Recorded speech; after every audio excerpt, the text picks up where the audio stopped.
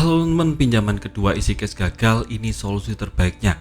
Nah, video kali ini saya buat karena kemarin banyak sekali yang komen tentang kenapa sih kok pinjaman kedua isi cash gagal terus, padahal pinjaman pertama sudah dilunasi.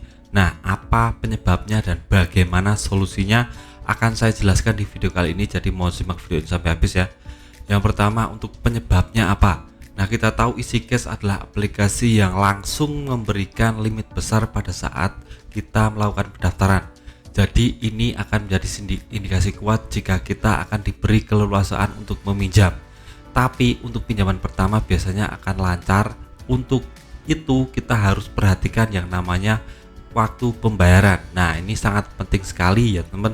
Untuk waktu pembayaran ini nggak boleh kita bayarnya terlalu cepat.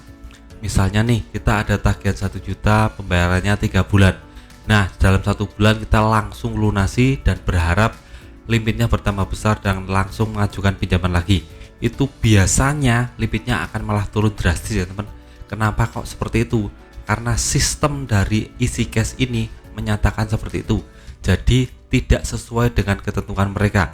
Jadi untuk waktu pembayaran diusahakan pas hari pembayaran saja, tidak boleh malah lebih cepat ya teman. Langsung melunasi lebih cepat itu sangat berbahaya sekali, saya sudah bahas di video-video saya yang lalu. Nah, itu yang pertama. Untuk yang kedua, jangan pernah galbay di aplikasi EasyCash. Nah, kita tahu pada saat kita ada tagihan pembayaran, kalau kita bayarnya molor 1 minggu, 2 minggu, 1 bulan seperti itu dan langsung kita lunasi, itu biasanya untuk pinjaman yang kedua itu akan gagal total, ditolak mentah-mentah oleh EasyCash. Ini kenapa Bang? Karena ya kita tahu aplikasi EasyCash ini sangat sensitif terhadap yang namanya pembayaran. Harus tepat pada waktunya. Kalau masalah kita bayarnya lebih telat itu akan sangat berbahaya sekali untuk akun kita. Bisa-bisa malah akun kita kena suspend atau banned ya teman. Jadi harap berhati-hati tentang masalah pembayaran di aplikasi EasyCash ini. Terus bagaimana solusinya Bang mengatasinya? Nah, solusinya adalah yang pertama, teman-teman harus perbaiki akun teman-teman terlebih dahulu. Nah, caranya jika teman-teman ada tagihan tunggakan pinjaman, teman-teman lunasi terlebih dahulu. Nah, EasyCash kan bisa langsung 2 pinjaman ya teman. Saya konfirmasi 2 pinjaman, jadi tidak 1 pinjaman. Buat teman-teman yang cuma bisa 1 pinjaman berarti akunnya itu ada masalah ya teman. Karena biasanya akun yang normal itu tetap 2 untuk pinjamannya. Jadi bisa pinjam 1 dan 2 seperti itu ya teman. Nah, solusi dari saya untuk pinjaman kedua ditolak itu yang pertama, teman-teman harus tunggu notifikasi terlebih dahulu. Nah, biasanya kan kita kalau melunasi itu akan ada logo orang berjalan atau berlari seperti itu teman.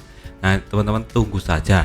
Nah, kalau umpamanya kita telat bayar maka nanti logonya akan berjalannya lama ya teman, sekitar setengah jam. Nah, kalau sudah logonya hilang nanti akan muncul limit pinjaman. Limit ini adalah limit kredit yang menentukan kita besarnya pinjaman kita. Nah, kita lihat dulu ya nih, apakah besarnya limit kita besar atau kecil. Nah, umpamanya kita lunasi lebih cepat dan limitnya turun drastis, ini kita harus lakukan cara-cara agar limitnya bertambah ya teman. Yang pertama, teman-teman masuk ke dalam limitnya dan teman-teman isi dokumen-dokumen pendukung seperti NPWP, SIM dan lain-lain. Ini bisa teman-teman lakukan agar nantinya limit teman-teman bisa bertambah lebih besar. Dan kalau itu tidak membantu ya teman-teman harus tunggu saja notifikasi untuk penawaran pinjaman. Ini biasanya 1 hari 2 hari akan ada notifikasi ya teman. Nah, kalau sampai teman-teman dapat notifikasi seperti ini, teman-teman wajib untuk yang namanya langsung pinjam. Jangan ditunda-tunda lagi. Kalau sampai dapat notifikasi ini 1 jam tapi teman-teman diamkan, itu biasanya akan di-cancel lagi atau ditolak lagi peminjamannya teman.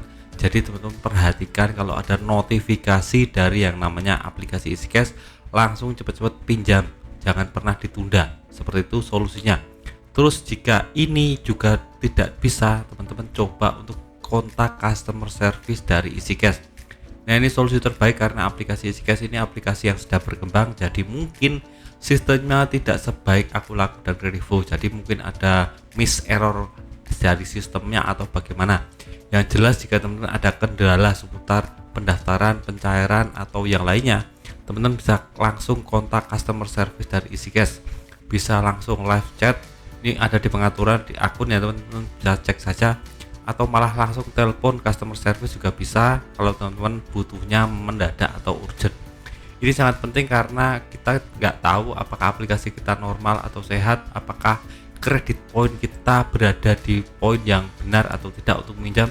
Itu bisa menjadi indikasi kuat untuk ditolaknya pinjaman kita. Jadi telepon customer service menanyakan itu sangat penting sekali agar ke depan kita bisa mencarikan limit isi cash lebih cepat lagi. Nah, itu saja penyebab dan solusi kenapa pinjaman kedua dari isi cash ditolak. Semoga teman-teman bisa terinspirasi dan bisa mengambil manfaat dari video ini. Sekali lagi saya tekankan di sini, isi cash aplikasi yang sedang berkembang, jadi mungkin akan ada kesulitan-kesulitan. Jadi teman-teman harus paham, maklumi tentang ini. Itu saja video dari saya, semoga bermanfaat. Tetap semangat untuk kehidupan lebih baik.